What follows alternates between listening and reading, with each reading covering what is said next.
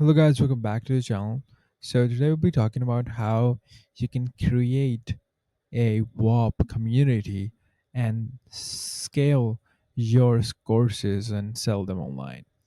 Now, the first thing you have to do is you have to create an account of Whop, and the next thing you have to do is you have to create a Whop. When you create a Whop by clicking on the create sign, you will be able to see this. Now I create a random WAP. Now here what I will do is here I will let people chat by adding an app. Here I will add the job where people can take my content and clip them, and then they can or create content for my courses, and then that is able to sell them, right?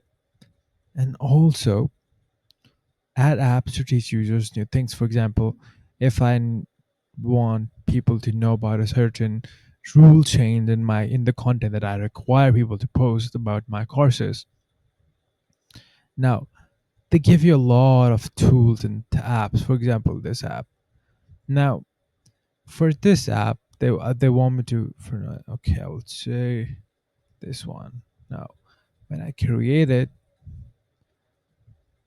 this, it will create a community for people to talk, and here I can add for users. Here users can get paid by me and when they are advertising my content and selling my courses. So thanks for watching. Please like and subscribe.